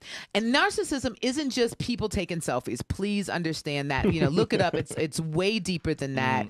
They just have zero empathy about anything that you're doing. And once they find the thing another thing about narcissists, another big thing is once you pillow talk them, like I trusted this person. I trusted I did. I thought I did. Certainly. And I would pillow talk gossiping with your bedfellow is a completely different thing than gossiping with your homegirl. Certainly. And it's like, I'm telling you things just to kind of dump on my day. And then you're like, that's why none of your friends like you. Wait, what? What? Oh, wow, yeah. Oh, yeah, definitely. Oh. This is why your friends are talking about you. First of all, if my friends are talking about me to you they're not my friends. Right. They are not my friends. And if you feel comfortable enough to make that statement to me, then you're definitely not my helpmate. You're not my partner, because you are complicit in that conversation. I have cut off anybody who has been saying to me, and technically it's only been 5 months, right? But that I knew about. But according to the narcissist experience that I was having, my ex had checked out 2 years ago. About 2 years ago in July, and I didn't know that because of all the mixed signals. Certainly. And when I'm reading all this literature about narcissism, it's like, if you are getting mixed signals, that means no, leave. Mixed signals mean no. So did any of your other friends know, like, yeah, she told us like it wasn't going to work a long time ago? Or no, that came out later. That came out after I'll just call it an explosion. It's a hard situation. I talked about this last time because she currently has cancer. So it's hard for me as a loving person. And I'm not infallible. I'm not saying I didn't make mistakes. And I also want to say what I said the last time is that I responded horribly to her abuse. But what narcissists do is then turn your response to their abuse around and say, now you're the problem. You're the abuser. Yeah. Well, I want to stop for a second, because there was a point where you realized where you were in that relationship. Call me on it. I'm ready. And there was a point where you saw it. You saw the train coming, but you're like, it's not going to hurt as bad because I see it and I can prepare myself for it. I kept saying to myself, which I am definitely admitting to having low self-esteem at those points of my life. I definitely said to myself, I must be doing something wrong. I must be doing, if I do. And I always, when you start to operate, if A equals B, then she'll be nicer to me. A never equals B with a narcissist. It just doesn't. You could be like, oh, well, if I'm good, and that's what I kept saying. I'll be good. I'll be better. I'll do this. I won't burn the chicken. I'll make sure not to put ice in your water. I won't put tomatoes on your sandwich. When you start doing that, you are in a narcissistic, emotionally abusive, neglectful relationship. Now, and I'm not a counselor. I'm not a therapist, but I want to stay right there for a second, because there is a reason somewhere in your past, some of the things that you experienced, that you thought that was the way to negotiate that abuse. You sat there and said, okay, I'm going to filter this, and this is the best way to get through this issue. This is the best way to negotiate, so next time I can avoid this type of behavior. Because what happens is, and this is what was interesting to read too, because have you ever had a friend or anyone that you were watching from the outside that was completely one way to one person and completely another way to a different person? So that's what narcissists do. And so they would so I was being completely abused, like literally in somebody's face. Like if you were sitting there and she was sitting in the middle and I was sitting on the right, she'd be like, shut the bleep up. What's up? What? Really? The basketball game? Literally like that. Wow. And then That's was crazy. told, you better not act out. You better not say nothing. You better not, because if you do, you're always causing a scene. You're always. That's why I don't take. That's why I don't take you anywhere. Stay there for 7 years? Because my thought process the other thing that I was getting to is that narcissists or abusers aren't always abusive. Right? And so there's always that glimmer of hope or that moment where there was magic or that time that you made love and you're like, oh, well, if I can get back to that, well, if I could create this euphoria again, then we won't have to go back here. And it just never goes back. Once they realize that they have some sort of trigger or hold on you, they just keep pressing the button and seeing how far they can go. During the end of our relationship in January, she had told. So this is recently. Yeah, Right, okay. this was recent. So during the end of our relationship in January, she had finally started telling people like, "Oh, I had checked out a year and a half ago. Okay, so why am I taking you to your cancer treatments? Oh wow. Oh, okay, so why am I helping you raise money for you want to go to Switzerland and get this other cancer treatment after your surgery? I'm sorry. Why are we using my card? Like, I didn't know we had checked out. Why are you calling me your partner to your doctors? That's the narcissism. That's the narcissism. Wow. That's I'm going to use you as long as you allow me to. And then, so to anybody who's mad at me or angry or whatever, I had to rip the Band-Aid off and I was hurt, distraught, crying, but I never reached out as much as I wanted to call one. And then the way to starve a narcissist is zero contact. Of course. Yeah. Zero. Because they never have a chance to make it about them. Right, exactly. And then, so we had a business together that is dissolving at this point down to just a piece of paper. And we're still filling out some grants and stuff for it just to be able to pay some of our contract employees, et cetera, right? So that's all I took. And check this out. I'm gossiping about myself.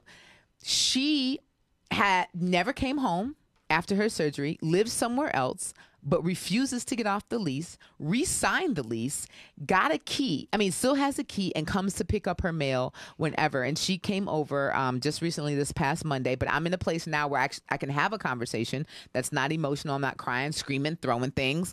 And the next day I got an email that was like, I really appreciated our time. I'll get you the money for the taxes. I completely ignored I appreciated our time and just said, okay, great. Deposit the money for the taxes when you get it. Mm-hmm. Like, I'm not going down that route. Yeah, because that's all that was like, okay. A bait. It's a bait. It's a bait. Yeah.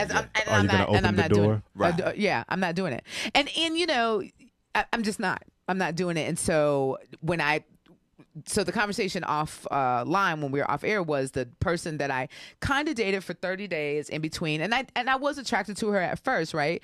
But she did some creepy stuff. And I had invited her to Dallas and we both were naked. And I had told her I'm not trying to have sex until I'm in a relationship. I've had sex with 17.28 million people. I love having sex. I'm a Leo. I'm great at sex. I love it as an exercise. It's one of my love languages, but I don't want to do that. I'm not ready. I'm not in that place. You know that's not a love language, right? I don't care. Okay, all right. Okay, yeah, it is. It's M&Ms, Oreos, and sex are my love language.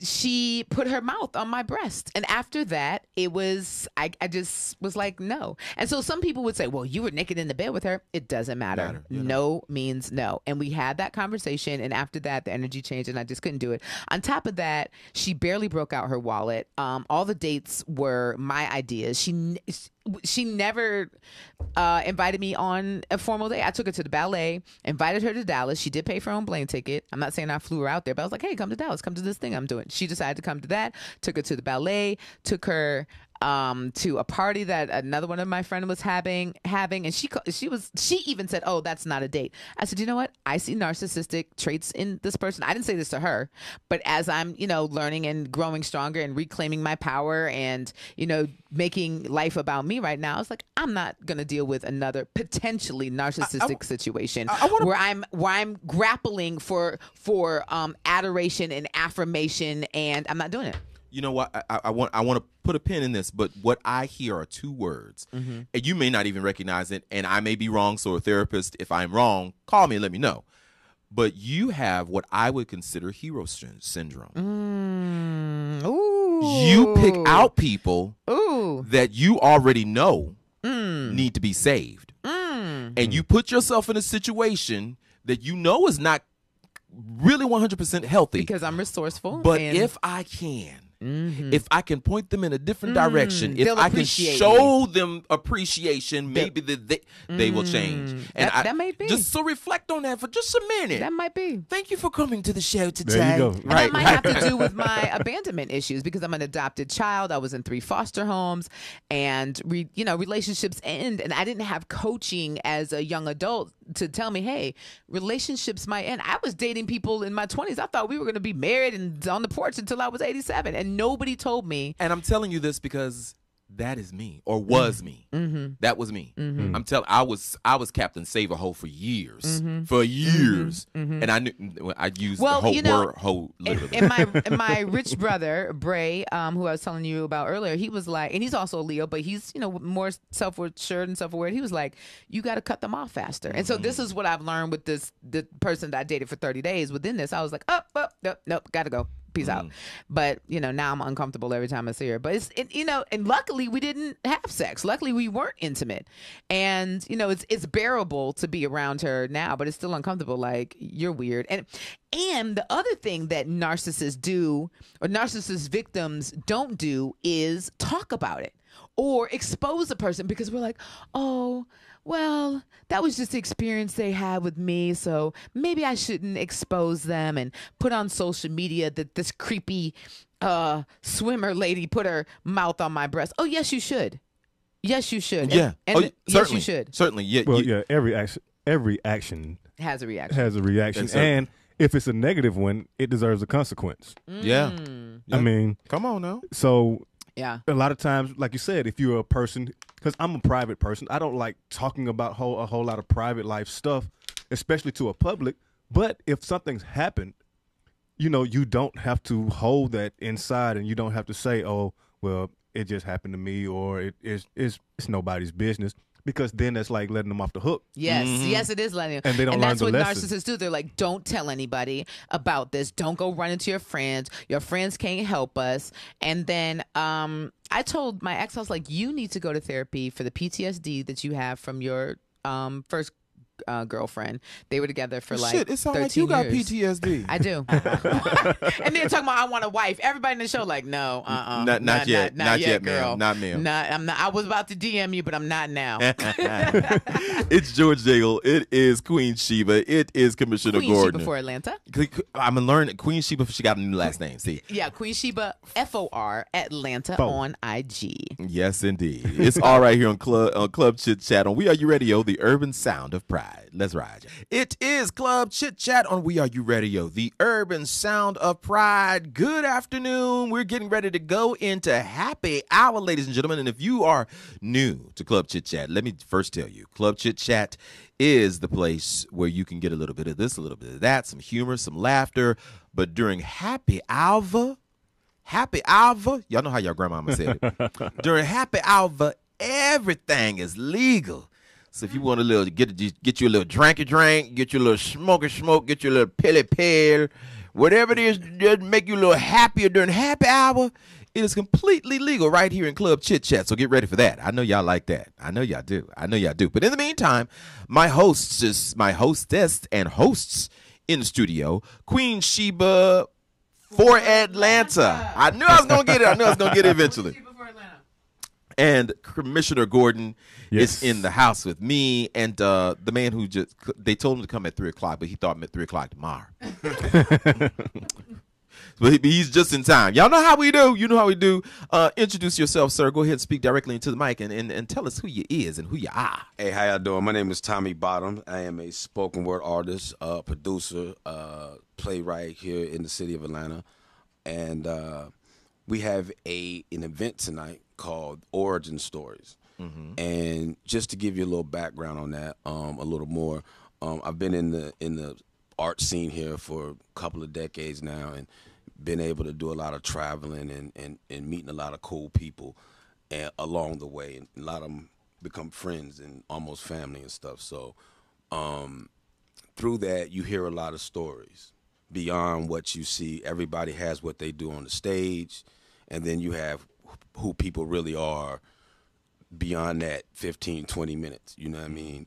And one of the things, a lot of these people are really, really talented people in their own right and have done a lot of amazing things. Might not necessarily be mainstream on whatever, but definitely have made a mark and an impact. And I see a lot of these people. If you look in the art community, I like to look at it as a community of brilliant misfits. You know what I'm saying? You have all of these people from all different types of backgrounds, and for whatever reason, they find themselves in this community here. You know what I'm saying? And they, a lot of times, this is where they find their brilliance. You know what I'm saying? Corporate America isn't what maybe did it. Some people are former drug dealers. Some people are ex-cons. Some people are battered wild. Whatever it is, this community of misfits kind of ends up here, and they get to share their talents. And sometimes some of them really shine bright. You know what I mean? And I like to look at those people as superheroes. And with every superhero, they have an origin story. And that moment when they realize I'm a mutant, I'm not here, and I'm not like everybody else. I have this special power, and I gotta save the world, but I got bills to pay. You know what I'm saying? Right. You know what I'm saying? So by night you put on the cape, but in the daytime you're who, Clark Kent. Who's Clark Kent? Right. You know what I mean? Yeah, like right. who is, what is the story? And that also, when you look at Clark Kent and who Superman was, Clark Kent was always Superman. Right. It's not a costume. His costume Was Clark Kent. is Clark Kent. And I'm pretending, in order to me to blend in, I have to pretend to be like how I see y'all. Right. Weak and unsure of yourselves. You see what I'm saying? That's who Clark Kent was. He had to, because I'm Superman still. Right. But in order to blend in with how I view the humans, I have to see I act weak and unsure of myself. So this are the origins of all of these creatives who are super powered at whatever it is that they do. Those moments in life, when and because just speaking specifically with Sheba, I was just telling a minute ago, she's kind of the prototype for this idea that I even had, and it's really about like I was saying, sharing that the beautiful struggle with people. You know what I mean? Really showing what that is. We were just talking the other day, and and she had mentioned something about it's hard being Queen Sheba sometimes. You know what I mean? That's and what that means is it is difficult to wear that cape. You know what I mean? And I think it's a time that we acknowledge and share. It's kind of, I won't take credit for this idea because I think it's been an overall kind of theme we've seen over the last couple of years of sharing flowers now. You know what I mean? If you look at shows like the Drink Champs and other shows, it's about let's acknowledge these people and the things that they have done now, because they've done great things, and let's acknowledge them now and speak of them and give them their flowers while they're here. So now, is this something that they'll be able to see online, on TV? Absolutely. What we're going to be doing is we'll film it, and we'll do some editing and put it together real sweet, but it'll go online and the page and everything. But what we're also trying to create is because I'm going to do this with several other people, but an atmosphere of just something else to do, because what I like to look at it as Actor Studio meets Drink Champs. Okay. You know what I mean? So if you watch Actor Studio before, it's kind of like the students are sitting there listening to the masters kind of share their stories. Well, also, we're also Keep talking. Go ahead. We'll also be, indulging in some spirits while we do that as well. What kind of spirits, sir? Well, what we'll be doing is complimentary wine, and okay. But we're going to be doing a featured whiskey called Uncle Nearest. And Uncle Nearest, which is I picked that particular whiskey for a particular reason. You've all heard of the brand Jack Daniels. Mm-hmm. Right. Well, Uncle Nearest was the slave who taught Jack Daniels. Yes, I did hear that story. Yeah. And that's now a good getting origin his flowers. story. Yeah. Right. You see what I'm saying? Mm-hmm. And so it's kind of that theme of like, a lot of people have done a lot of great things who may not have been recognized as far, maybe Queen Sheba, she's on Grammy albums and all that, so she might not be the perfect, you know what I mean? But my point is, you see a lot of greatness in the city of Atlanta, you know what I'm saying? And I've traveled a lot of places, and this seems to be a hub of a lot of organic, just raw talent, and within all that, you have a few people who stand out, among a lot of greats. Now, about how many episodes do you plan on having? Well, I have in my mind right now, I want to bang out the first 10. So, and then, because I still, like I was telling Sheba just a little bit ago, like, this is the prototype. Like, I have an overall idea, but I know sometimes these things have to grow into their own thing. So I have my first 10 interviews I already have what I want to do, and then I'm going to see what I want to do from there. But I want to get a solid 10 banged out where you get, because every one I might discover something different, something, right. You know what I'm saying? Because I don't want to limit it, because it's something I just, it didn't occur to me just like out of the blue. It's something I've been thinking about, but it's also something I know that also can grow in it. I don't have to, I'm in a position where I don't have to make this crack today. You know what I mean? So it's something I want to, explore, because these are some interesting people. You know what I'm saying? Like, we were just working on this documentary, or are working on the documentary, I should say. And what we started off, the story, and where we're at now is, not even the same ballpark. You know what I mean? Because the story starts building itself, and you can't limit it from what you say. I'm going to be stringent in saying this is what I started with, and I'm going to stick with this. I think it's an interesting, a very interesting concept that could easily turn into a series, because when you talk about the origin stories of heroes, those heroes are not just creatives, they're teachers, Absolutely. they're police officers, Absolutely. they're Absolutely. Politicians, Right. Absolutely. advocates, activists. Because I also, although my area expertise is in the arts, I also have a lot of other people who, within those 10 people who are outside of the art, a couple of radio personalities, some people who are in politics and stuff. But think people who, who, like I said, are doing things in the city or even, in beyond, but just people I've been able to, build a relationship, whether it's, first person or just through the networking of it all, you know what I mean? So that's like I said, what you were just saying too, that's why I have this 10, but I've definitely taken that into consideration. Certainly. All right, we're going to take a break. And Tommy Bottoms. Woo, Jesus Christmas. I ain't gave you a new name, sir. Tommy Bottoms is here in the studio with us at last. We get ready to go into happy hour, and we're going to get real happy and get into some more stuff, some more, maybe some spoken word. I don't know. We're going to get a little performance or what, but you never know, because it's Club Chit Chat, a little bit of this and a little bit of that right here on WERUradio, the urban sound of pride.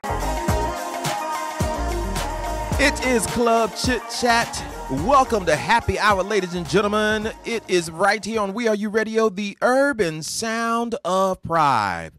Pride, blah. I already started drinking. I ain't gonna lie. Prime. Optimus Prime. Blimes and Gab with Shelley's. It's chill right here on the WERU morning. Fuck. Whoa. I mean, it's happy hour. Just go with it, George. Just go with it. Whoa. I have in the studio. Yeah, I'm fired. Yeah, no, you got to put 25 cents in the jar. Okay, all right. We have Tommy Bottoms here in the studio today. Queen Sheba for Atlanta. Queen Sheba for Atlanta, District 2, Seat 2. School Wait, Board, I just got Atlanta. for Atlanta now. Okay, Come on now. Okay, you got to get the whole thing. Queen Sheba for Atlanta, Seat 2, District 2, Board of Education. Yeah, word to your mother. And and Commissioner Gordon is also in the studio today. You got anything you need to add to your name, Commissioner? Just at the.commissioner.gordon on Instagram. Check me out. All right. And everybody's seen you eat your salad on camera. Just so you know. Yeah. So you know, you getting his. We were talking about some interesting things off camera. And one of the things is a show is happening tonight, and we were talking earlier with Mr. Bottoms. Is it Mr. Tommy? Because Mr. Bottoms is just don't ring like Tommy Bottoms.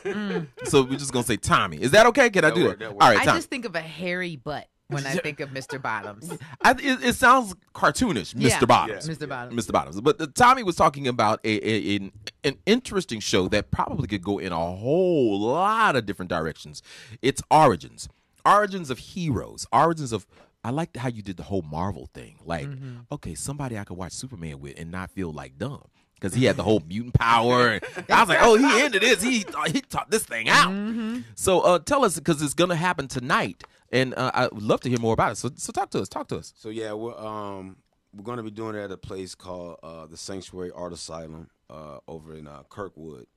And it's a art gallery, art space, event space. I'm glad you said where it was, because everybody I showed the flyer to, they were like, where's Howard Street? Because it sounds like a DC street. Actually, the way the actual address is on Locust Street. But it's one of those things. If you put GPS in there, you'll never find it. Gotcha. You'll never find it. So 260 Howard Street is like the other. Because it's in the neighborhood. Gotcha. You know what I mean? Okay. It's a neighborhood street. Okay. Okay. But it's an art gallery, event space, and as they're curating the type of events, it's definitely geared towards the arts, and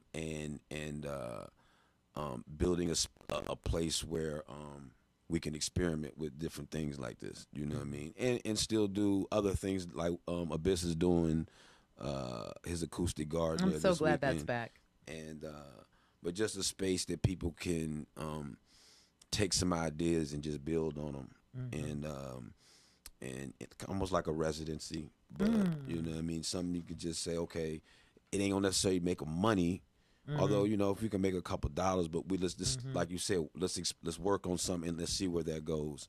But like I said, we're doing that almost sounds tonight. like a fringe festival. Like, I'm gonna put some things together and like last night they had Still Life with my man Alan Grimes, which is what they have basically nude models. Wait a minute, ain't nobody told me about no nude models. Yeah, nude models, and they that have sounds people very in there. artistical right there. Very artistical. Absolutely. Hey, the female body, work hard. Work hard. Hello. It was just the famales. It was just famales. It wasn't no males. They probably do. I think it's mostly females, but I think they do though. Okay, you know what I mean? Yeah, that's all right. That's okay. But they but it's people in there sketching, taking doing photography, and sipping wine and whatever else. Okay, cool. Whatever else. Not like that, but It's Queen Sheba for Atlanta. The views and expressed by Tommy Bottoms are not going on my campaign trail. Half of Atlanta is 420 friendly now. Yeah. Everybody loves. We were asking, do I have to stop selling my infused cookies on the campaign trail? I mean, hey, if there's ever a time to push that envelope, it's I don't know. Infused cookies for education? I mean, What helps with anxiety? I mean, it's almost mainstream. you know, it's more mainstream now that I can ever remember in my lifetime. Yeah. You know what I mean? You can't. It's not. Well, you know what? We're in happy hour, and I'm so glad you brought Yeah. this subject up. I am probably the only person in this room. I'm speaking for myself. I don't know, but I have never, ever smoked weed. And in my older age, I can't wait till I'm in a position. I just want to give me like a big old bag or big old cookie or whatever and just feel what that feels like, because everybody talks about it solves your anxiety or it makes you feel good, whatever. I just want that, because it's like, what You am I got to be missing? careful about your strands, who you getting it from these days with farm. Some I heard, you know, makes you twirl around and you're happy and wonderful, and others I heard makes you lose days of your life. No, I don't want that. I just want to feel euphoric. I want to feel creative. You want a sativa? Oh, yeah, huh? Yeah, what's her name? Sativa. Sativa. That's my cousin, though. Yes, I know Sativa. Janae Aiko has a song called Sativa. Oh, see, Jenny Aiko would. She would. Now, so there's different strands. Yeah, ladies and gentlemen, just in case you didn't know, you're about to get a whole education on the 420. So sativa is the one that makes you feel creative. Creative, productive, up, awake, aware, but you still have a euphoric feeling of floating and relaxation. Indica, however, you're in a coma for like a week. Okay. All right. So you can't mess with that Nika. You can't mess with that Nika. Yeah. I hadn't. Some, you know, and some people they smoke to go to sleep. You Right. know what I mean? So that's a different one too? Yes, definitely. Because they want it so they can wind my day down and knock out. Wow. You know? Wow. Yeah. And Commissioner Gordon, you got kids. You can't talk about it. I got you. He got kids. I'm on a campaign trail. We just giving our opinion. Yeah, you were educating. See, you were already doing your job. You are doing your job. See. What I will say though is it does everybody different. Not only with strands, like every body type is different with everything. So Weight, height, blood type. Right. And you could become a weed junkie too. You know what I mean? Like, I mean, some people take it. Is that too really far. a thing? Creepy girl turned into a weed junkie. She gained weight, got fat. Who's that? The creepy girl. Oh, 30 days. the creepy girl. The 30 30 days. 30-day date. Yeah. All right. So let's get back to the show. That's gonna happen tonight. The origins. Now that we got a little short education on sativa, I'm gonna have to remember her name. Let's talk about what's gonna happen. What people can expect is their ticket and all that stuff. It's $15 at the door. We're providing some complimentary wine, and then we'll also have some other refreshments available. Like I said, we'll have a featured whiskey, which will be the Uncle Nearest. And basically we'll have just like an actor studio. We're gonna sit down, me and Sheba, and we'll have a conversation for about an hour. Wow. And if there's a few questions at the end that people want to throw at her, but primarily we're gonna start from the beginning and the most basic things. Where you're from, who your people are. What was high school like? Did you get shoved in the locker? Right. All Find of out that, forward. Yeah, Now is this? And I know we've been talking about the whole idea of a series, because you got to do it. It only makes sense. But are you going to focus on the spoken word people? Well, like I said, Spoken word artists. I'm sorry. Of the 7 or 10 that I have in mind, most of them are. Probably 3 or 4 of them aren't. But like I said, I never thought about teachers, things like that. Like I said, it's, even now it's just more of, I have a few people I know I can call when it's ready to go. And like I said, Sheba was somebody I was like, she was kind of like when I say the prototype, she's kind of really like, exemplifies that, that duality of what I'm trying to get by, because like even when you're talking about a teacher, there's a lot that goes into being a teacher, right, and almost, exactly. The reward might not even be, but you changing lives, but so it's, that's kind of, I've watched a lot of people move. When I first moved to Atlanta, there was 3 people, right, that were kind of like these invisible bullies that I just used to hear their names, but I never met them or nothing. And it was Georgia Me, this guy named Talam AC, and Queen Sheba. And so I actually met Queen Sheba of those 3 people over the course of time, she's the first one I actually had met. She might not remember it was with Mark Marcel, and she had a layover in Atlanta one time, and she just called Mark one time because she was probably just at the airport for 3 or 4 hours, whatever it was, and she had called Mark to come out there and hang out with her, and I just happened to be over there, and it was like, oh shit, this person I had been hearing about, you know what I mean? So it goes, like I said, I knew Sheba before I knew Sheba. So that's what, for me, it was kind of that perfect, when you're talking about quote-unquote superheroes. You might not have met, most people never met Superman, but you heard of him. Right, yeah, exactly. That's how you know, you know what I mean? Because a lot of people might not know your curriculum vitae. That's another word, ladies and gentlemen. Yes, curriculum vitae.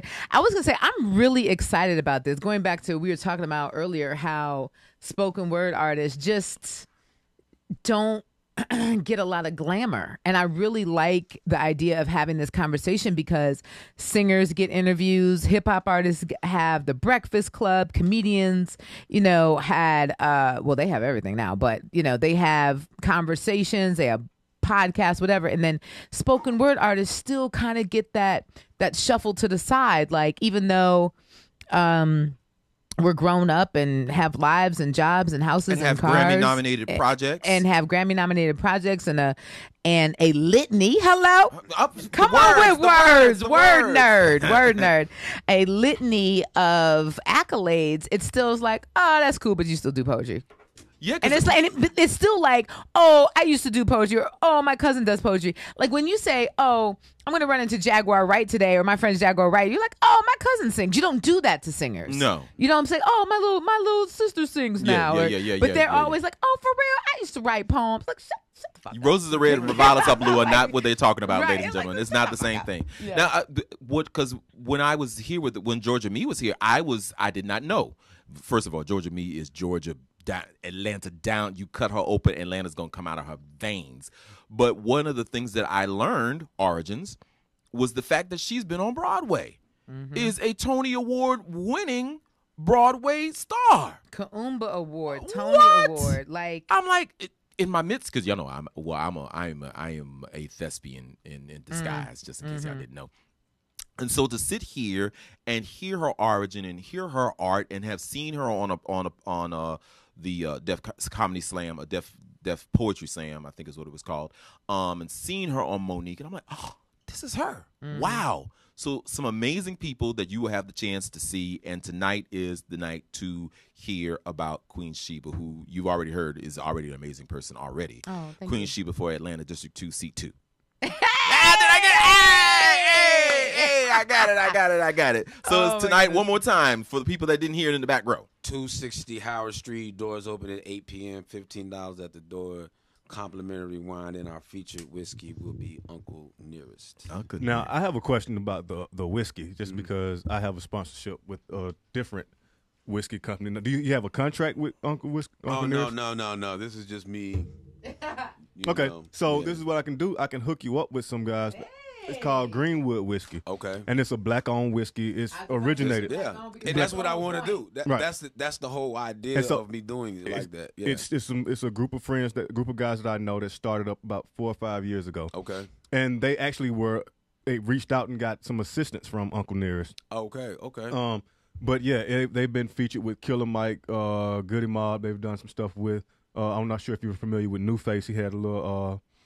He has a hip hop nostalgia spot downtown. But yeah, they like I said, it's a black owned. Okay. And it's a group of 4 guys. Okay. But it's Greenwood Whiskey. They sponsor the Commissioner's Conversation. And Greenwood Whiskey, I'm gonna need 10% of that contract because it happened right here on this show. Just saying. But yeah, I can definitely put you in touch with them. Oh, actually, let's do that. All right, now you see how this black commune just happens. Yeah. All this black commune and black greatness just happening right here, and it's inside Club Chit Chat. Yes, indeed, all under the influence of whatever it is that we're imbibing. Just might be okay. All right. Well, ladies and gentlemen, it is Club Chit Chat on WERUradio, the urban sound of pride. Who got it over there? Who got it? I am Queen Sheba, and I'm sitting in for Miss Sophia. You're listening to Club Chit Chat on WERUradio, the urban sound of pride. The one and only Shay Kool-Aid with creme brulee. It's right here in Club Chit Chat on WERUradio, the urban sound of pride. Ladies and gentlemen, if you're just tuning in, well, I'm glad you're here. You're not too late to get a little bit of something. It is myself, George Daigle, sitting in for the one and only Miss Sophia. Now, I want y'all to know how many people does it take to take the place of this woman. Now, I'm going to start over here on my left. That's 1, that's 2, that's 3, and 4. 4. Yes. It's like a joke. How many people does it take to screw in the light bulb? Right. That's all of us right there. And so we are here, ladies and gentlemen, and it is our final hour in Club Chit Chat if you're just joining us today. Huh? We got an hour? Final. This is our final break. Oh. Yeah, you thought you had one more hour. No, you can stay one more hour. We'll come back and get you, baby. We'll come back and get you. But yes, you are here inside Club Chit Chat, and I just want you to know that it has been a pleasure being with all of you. Some really interesting conversations. We talked about a little bit of relationships. We talked about some great events that are happening in the area. Origins, a little mutant power. I liked that. We talked about Queen Sheba for Atlanta, Seat 2, District 2. Hello. Look, I got it. I got it. We talked about some conversations with Commissioner Gordon. Yep. With an O, not an A. I just want spell check to know that. It was not my fault. But there is an interesting story in the news, ladies and gentlemen. See, I'm going to act like I know about sports, but I don't know a damn thing, but I know how to read. Now, June 1st is a very important date in NFL for a whole lot of reasons. And Julio Jones is an important name. And that date is important. So I'm going to hand it over to you, Commissioner Gordon, to explain to us, the good people, what's so important. Well, it's salary cap implications. So the way a lot of contracts are structured, that once you get paid, what goes on is June 1st is a date that you actually your money decreases off the books. So let's just say I think they've increased it to $200 million that a team can spend on players. The whole team? Yes, for the entire team. So let's say you have a contract, per season. So let's say you have a contract where you're getting paid $26 million a season. Mm-hmm. But at the end of June, if I trade you, there's always it's confusing clauses and all kind of. But if I trade you before, or I try to cut you before that June 1st date, I have to pay you all of that money. Ooh. If I wait till after June 1st, then I might be on the books. I think in terms of Julio Jones, if they want to trade him, they're only on the books for $7 million. So it's only going to count $7 million against the cap as opposed to that $20 million. So they need to fire him before a certain date, basically. They can fire him after. So they're going to trade him. So what recently happened with Julio Jones. Yes. So what recently happened with Julio, the Atlanta Falcons are basically, they can't sign their rookies. You had an NFL draft. You can't sign the rookies because you messed up the money so bad that you can't fit under the budget without accepting penalty. Mm-hmm. So what you have to do is a lot of times you reconstruct contracts. You put money on the back end. You try to get bonuses out in this end. And so you have to do a lot of finagling with your money, like a checkbook. Right. So it turns out Atlanta Falcons has a new GM. They have a new head coach. They got all of these things, and Julio is looking around like it's a whole new direction. Mm-hmm. I don't really think I want to be here. But the draft is coming up. So the Falcons draft a guy who basically, Kyle Trask, who basically is a Julio clone. Wow. So the writing's on the wall, basically. Right. So everybody's thinking, at first everyone was thinking, okay, we could possibly match him with Julio, put him on one side, Julio on the other, and we'd be unstoppable. But that's not the plan. The plan is to get rid of Julio and to trade him.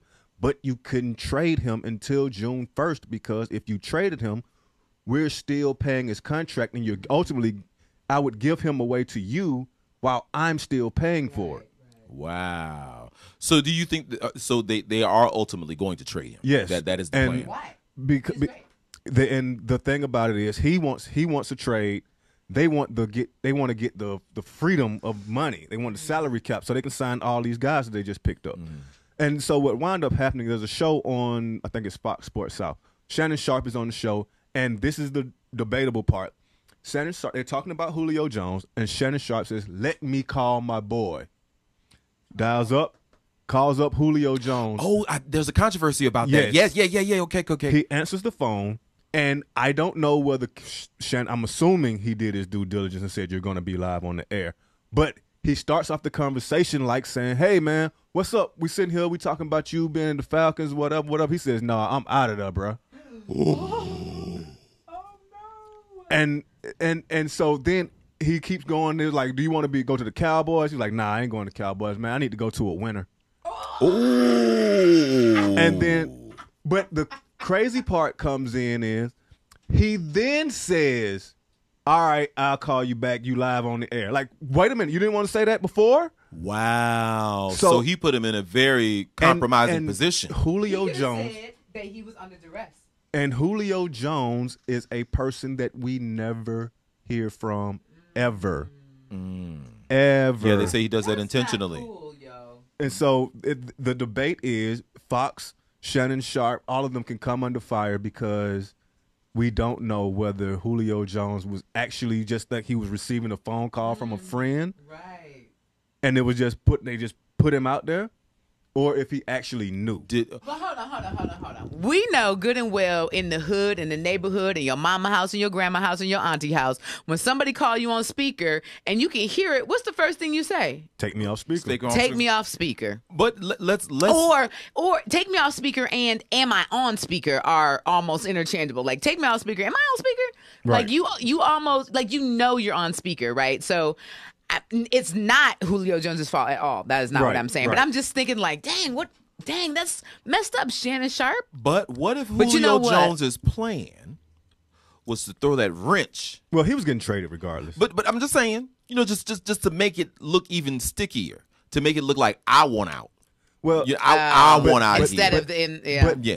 But that's the funny thing about this is because that actually hurts his image. For me to say I don't want to be there. Right. Like if the whole city of Atlanta would blame the Falcons if they got rid of Julio Jones without him saying, "I'm out of there, bro." Right. If everything that happened, if he doesn't say a word, if that phone call never takes place and Julio gets traded on June 2nd. Wow. Everybody's Which is Wednesday. Right. If everybody's looking at Arthur Blank, everybody's looking at Fontenot, everybody's looking at Arthur Smith, this whole executive board as the bad guy. Now it looks like Julio. Well, hold on. That's so mad. I'm the conspiracy theorist here. So let's just say, Shannon might have got a little phone call from Arthur or whosoever. Say, "Hey, I know you know his phone number. Why don't you make this happen live on the air? Go and do that for me." Now, what if now you looking at me? Yeah, and that's not out of the realm of possibility. But once again, Julio, it should have been known whether and also coming back from that. So with that, the Falcons are looking at suing Fox, though. That's good. Because, so at least they're saying we didn't condone this behavior, this conversation. Because ultimately, what their stance is, it could be tampering. You don't know. Ooh. That's my whole idea. Have a deal on the table. That's what I'm saying. And what if the idea was to get that to happen on the air? But it doesn't. So any negotiations, any conversations, anything that was going on with Julio or outside of the Falcons, that's all messed up. Well, yeah, it would be all messed up. But what in the Falcons' defense, if I have Julio Jones now and the Dallas Cowboys want Julio Jones, but they don't know that he really wants to leave, then they're going to keep making the offer, keep sweetening the pot. We'll give you. But now that they know player. he's really want to leave, they're going to be like, we'll give him $5 million. Yeah. He want to leave anyway. Now, we'll give you this player off the bench that we never use because he don't really want to be there. You got to give him to somebody. There's no reason why I'm going to give you this Christmas tree of players and picks and money to the Falcons when I know he doesn't want to be there. Wow. You know who our coach should be? Tom Brady. I'm sure he will probably be coaching when he gets finished because apparently anywhere he can do goes. no wrong. Yeah. I know. Anywhere he goes. He went to the Buccaneers. What was it? The Tampa Bay Buccaneers, who haven't even been in discussion since 1977. Yeah, they call them the Succaneers. Well, so did they win? Did they win? They won the championship. They won the championship. Tom His Brady wife leaves. said, I no longer want to live in the cold. Can we please move somewhere warm? And why didn't he go to the Dolphins? I don't know. But whatever. So he ends up in Tampa Bay. He chose. Well, Tampa. okay. Tampa Bay I'm wound saying up- end up. That his wife wanted to move to Florida. And so It's also no state tax. Oh, so Yeah, it's no state tax. wow. So Tom Brady, we need you as our head coach, please and thank you. Tom Brady strikes me as a guy who I had a basketball coach tell me in the NBA. He was talking. He was like, there are a lot of guys that you look at and you see, and they'll tell you how much they love their family and all this stuff, but they don't really want to go home. Like, He's addicted to the grind. you don't really want to go home. Like you've had this family. You like going back home for the weekend or Monday, Tuesday, and then, but when the off season comes, you're pining for the season to start back because you don't really know your wife. Your wife, your significant other. They construct this household to their liking, and you have to fit into that. Yeah, you're the outside. Because you're a weekend dad. You come in every That's a now great and again. perspective. And so when you get there, and you now have you're to retired, acclimate over and over again. and now you're retired now, and you're 30 years old, and now you're retired. What are you gonna do? Well, that's what Michael Phelps said. He said he went home, got depressed. Did he have a new baby? I guess. I think he had it, Yeah, yeah. he had a new baby because he was home, and he didn't know who he was without swimming. Got fat, depressed. We was smoking weed. Smoking weed, got the munchies, got fat, got out of shape, and was like, he didn't say these words. I know this being taped, but basically he was like, I don't know who I am without swimming. So Well, that's how a lot of these athletes have identified themselves. It's how a lot of their friends, their family have identified themselves. You see a guy that made an NFL or the NBA, he's been doing that since he was like 5. right. So he's been known as XYZ, the basketball player, XYZ, the football player. And so when these guys get hurt or when they have to get cut or released by a team, they go into that depression. They don't know how to handle People change on them too. being Yeah. the guy. Yeah. Because like 50% of all the NFL people after they out the league, half of them are divorced within a few years. Right. Because now the check ain't gonna be the same unless you get you have some type of post career type of job that pays Work that for- kind of yeah, money. work for like but, ESPN or something like you that, know what I yeah. mean? But if you don't have that, yeah. So even those jobs are just as limited as just getting in the NFL in itself. You know what I mean? You already got to be articulate and be witty and all that. If you ain't that, you're gonna be just depending on how you spent your money over it. Because it's particularly when you're talking about the NFL, you're talking about 4 or 5 years. If you lucky, you know what I'm saying? And if you out there trying to speak, everybody's not Tom Brady as far as they check. Some of them guys out there making $300,000 or $400,000. Most of them are making. And if you're trying out here, depending on who you out here trying to keep up with, if you out here trying to keep LeBron can buy the team dinner every night, and it's no big deal. Right. You might not be able to do that. Yeah. You know what I'm saying? You need that and you're gonna have McDonald's. to depend because your career. I mean, for every LeBron, there's 50 people you'll never hear of. And that's You know what I'm especially saying? in football, like you were saying, because you think I play in the NFL, everybody assumes instantly millionaire. Right now. And that's not the case. There are those contracts like we were just talking about 10-day contract. with Julio Jones where, there's 2, 3, 4 people maybe making $20 million and everybody else is making like the league minimum, which is like $325,000. Lineman or something like that. And Yeah. the best thing that they can do is reach that pension. So you can hope that you can stay in for 5 years and to where they can continue to pay your medical. You can continue to pay your insurance. Because I was listening to a guy, he was talking on this podcast that he had recently bought his family like a Peloton and a treadmill. And he was talking about his parents are 60 years old. He was like, he's 32 years old or whatever. And he's out of the league. And he was talking to his dad. And his dad was like, yeah, I walked on the treadmill like 45 minutes. And then I jumped on the bike, the little Peloton for like 15, 20 minutes or whatever. And he was like, he thought to himself, he said, I can't do that. Wow. At 32 years old, I can't walk on the treadmill for 10 minutes because my back, my knees, my shoulder, my hips, I can't do it. My dad, who's 65 years old, is sitting here telling me that he can do all these things that I can't do half of his age. Wow. So they depend on. He's like, thank God I was in the NFL for that amount of time, so I can look around and I can see that my family, we still have our health benefits being paid for by the NFL. Well, here's one last question before we wrap up because we're about to run out of time. And I have one sports comment. And let me read this because they do pay the bills. You resolved to start a new career this year, but haven't done it yet. iCode Academy can set you on a path to a life-changing education all online from the comfort of wherever you are. In 9 months, you could be certified as a medical coding expert and earn up to $60,000 a year. So call iCode Academy for information at 1-866-553-2928 or go to icodesacademy.org. That's iCodes with an S, academy.org. Now, my question, now that I paid the bills, the question, what do you think is going to be the outcome for Julio Jones? Let's say he had an offer on the table. Let's say he was having conversations. He's definitely not stuck on the Falcons. Is he going to be just out in the street with his thumb up? Or No. They'll definitely make some type of a deal, but the problem is going to The be Falcons, now, will you think? Yes. Oh, okay. But the problem will be now getting maximum compensation back for him because we may not get what we thought we were going to get in return because now the world knows that he doesn't want to be here. So they'll probably still get traded. They'll probably just try to get whatever they can. And because I've always said on mine, we don't owe Julio anything because we kept paying him every time he wanted to raise. He wanted to be the top paid receiver. We did that. And now we're stuck in this hellhole. And now he wants to leave. So they'll get rid of him. They'll trade him.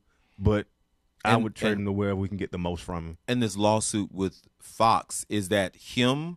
No, that's the Falcons. The Falcons are suing. Yes. Which is a good look for the Falcons to sue Fox because they're basically saying, we didn't know that you were doing this to our player. I don't believe it. So I don't believe it. Well, what could wind up happening is the NFL could basically kind of not really compensate the Falcons, but they could probably and usually when I say compensate, they would probably give you like an extra draft pick, late in 5th, 6th round, something like that, something just to say, okay, we understand what happened. And while we won't stop anything from happening, we can't control what happened. We'll try to, we'll give you a compensatory pick. Come on, compensatory. All these words today. All these SAT words. I just think it smells to high heaven. There's a lot of moving parts in this that just but what's his name? The interview. What's his name? Shannon Sharp. Yeah, he wouldn't have wanted to risk his career because that's career risky too. Yes. Because that's really career risky for him to call his friend. Now you're losing a friendship. Is Shannon an active player? No, he's a retired. Okay, so hold on. We don't know, and I'm just. But he works for Fox. But he works for Fox, and that's risky to lose your relationship with. But that check that he might have gotten, I'm just saying. Nah. That compensation. There's no way. Unless it was enough to set you straight for life. Why would he lose that? Because this is the job that he has been working for a couple years now, and now you're running the risk of not only hurting the friendship with Julio Jones. But now, no athlete's going to trust you when you call them. No one's going to talk to you. You're not going to be able to get interviews. You're not going to be able to get exclusives. Now you call me on speaker, and I'm be like, nah, click. Right. Nobody's going to trust him anymore. Your contact ID is do not answer. Do not answer. DNA. Wow. I wanted to go back a little bit. I had mentioned earlier. Quickly, ma'am. I will. This is on sports. It's on sports, I promise. So my son, Furlize on Instagram, is a overseas basketball player. And it was interesting. You were talking about the family dynamic, about how they don't go back home, et cetera, et cetera. So he had taken his family overseas. I have a granddaughter who's 6 and his wife. But when she was pregnant with their now very newborn, like 2 weeks old, he had an opportunity to go play in a country. I just won't say which one. He was already in a country. They told him to come home, like his contract was over for now, but he was going to get another country, in July. But this other country wanted him because they lost 2 guards. Right. And he chose to go home. And I was shocked. I was like, Because I don't think I would have chose to go home. Even as a spoken word artist, I think we've had to make these decisions before. Like, do I get this check that who knows when it's going to run out? How many years I have to play in basketball? Or, which country's going to call me next? That's got to be way more stressful than the NBA. And when he decided to go home to be with his wife during her last couple of weeks of pregnancy, I was shocked, impressed maybe. But yeah, that's impressive. Yeah, that is impressive. And it almost kind of weirded me out a little bit. Well, you should pat yourself on the back because and I'm sure they've had a conversation. I mean, because that's very few people put the family ahead of the career. Mm-hmm. And like I said, I'm pretty sure they probably had a conversation about, what she was going through, how she's feeling or whatever. Right. But most people would just say, "Oh, you understand, it's money. I gotta get it while I can." Yeah. And I don't know when these type of checks will end. So yeah, like. That's very commendable. It was very commendable. And then he bought a pair of Balenciaga sneakers in my face, and I was like, "Whoa, can we afford this? What is happening?" And he was like, "Nah, we good." And I'm like, "I don't know what people get overseas. I don't know, So it was an interesting visit. This has been a good show. I have learned a lot. Thank you. I really did learn a lot. I still think there's something afoot. You are going to get down to this. I'm going to find well, the we're mystery. about to see, Right. and because June 1st is Tuesday. It's going to all come out in the wash. All going to come out in the wash. Well, ladies and gentlemen, thank you, Tommy. Thank you, Queen Sheba for Atlanta, Seat 2, District 2. Hello. Commissioner Gordon, thank you all. And Miss Sophia, I hope we did you proud. I hope I still have a job tomorrow, and so do they, because they would love to come back again. And until we speak, y'all be careful out there, and we got to go. This is Club Chit Chat on WERUradio, the urban sound of pride. You better sing it on the way out. Oh, that's what she's supposed. Oh, I forgot. I'm so glad we had this time together just to have a laugh and sing a song or two. And before you ever know it, comes the time for us to show it and the time for us to say so long. I'm out.